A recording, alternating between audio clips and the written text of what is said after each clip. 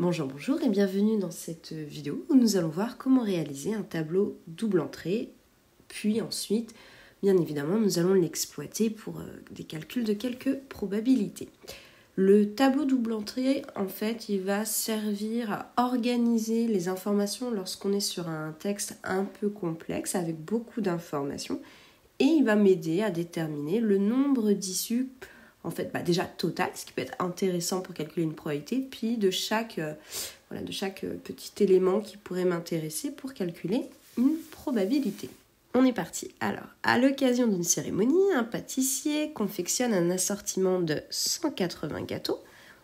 Dans ces gâteaux, il y a donc des éclairs au chocolat, des éclairs au café, des religieuses au chocolat et des religieuses au café. Donc effectivement, quand je regarde l'énoncé, je me rends compte qu'il y a beaucoup d'informations. Je dois forcément organiser tout cela. Soit on passe par l'arbre des possibles, donc je vous invite à voir l'autre vidéo, ou alors, comme le nom l'indique, nous allons étudier un tableau double entrée.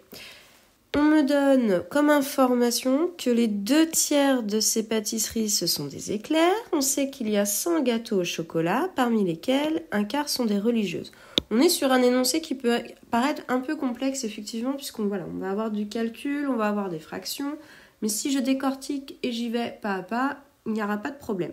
La première chose à constater, c'est que qui dit tableau double entrée dit que je vais devoir mettre des informations en colonne et des informations en ligne.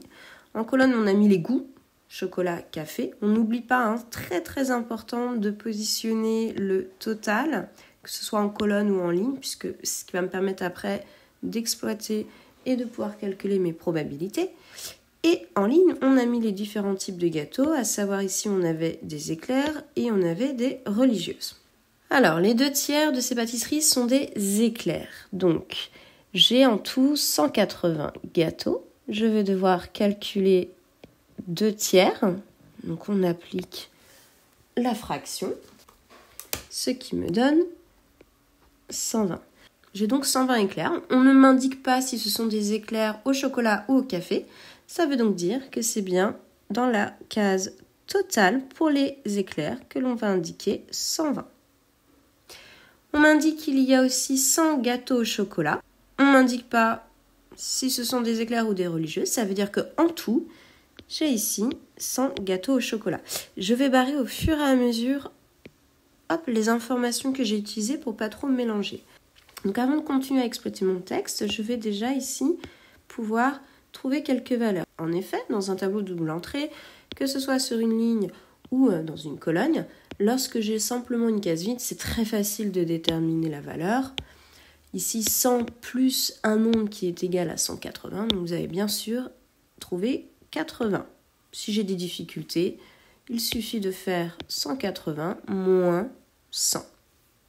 De la même manière, pour trouver ici la valeur, c'est 120 plus un nombre qui est égal à 180. Donc soit je trouve de tête tout de suite la valeur, ou alors je fais la soustraction, 180, mon total, moins 120.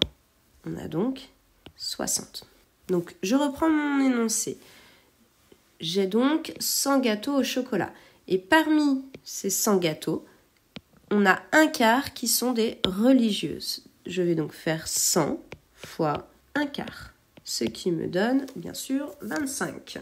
Maintenant, dans le tableau, il ne faut pas se tromper à la place du 25, donc je vais bien relire l'énoncé pour ne pas me tromper. C'est donc des religieuses, comme c'est indiqué, et au chocolat. Je vais donc regarder la ligne religieuse, la colonne chocolat.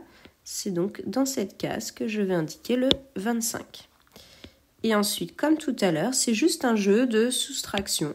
25 plus un nombre qui est égal à 60. Je vais donc faire 60 moins 25 pour trouver cette fameuse valeur, soit 35. On continue. Alors vous voyez bien ici, je ne peux pas travailler sur la ligne puisque j'ai deux inconnus. Je vais donc travailler en colonne. Donc un nombre plus 25 égale 100, donc je vais indiquer 75. Et enfin, un nombre plus 35 est égal à 80, soit 80 moins 35, ce qui me donne 45. Ok. On vérifie que tout fonctionne bien, qu'il n'y a pas d'erreur. Pour ça, on va vérifier en ligne et ensuite on revérifiera Pour cela, on va vérifier en ligne, puis ensuite on vérifiera en colonne.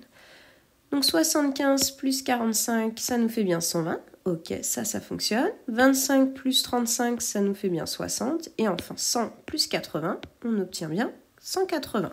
Je vérifie en ligne. 75 plus 25, ça me donne bien 100. 45 plus 35, ça me donne bien 80. Et enfin, 120 plus 60, ça me donne bien 180.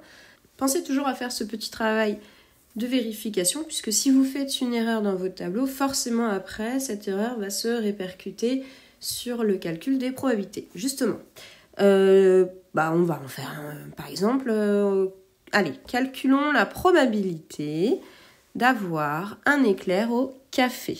Alors, cette probabilité, donc j'ai dit je veux un éclair, donc je vais me positionner sur la ligne éclair, je veux qu'il soit au café. Donc c'est 45. J'ai 45 éclairs au café, nombre de cas favorables, et je vais diviser par le nombre d'issues total, c'est-à-dire le nombre total de gâteaux que l'on a, soit 180. Ce qui me donne un quart ou 0,25. Bon, la chance d'avoir un éclair au chocolat est plutôt faible. On s'en fait un petit dernier et après je vous laisse. Calculons la probabilité d'obtenir une religieuse. J'aime pas trop les religieuses. Je sais. On va calculer la probabilité d'obtenir n'importe quel gâteau, mais il faut qu'il soit au chocolat. Donc je vais donc dans ma petite colonne chocolat.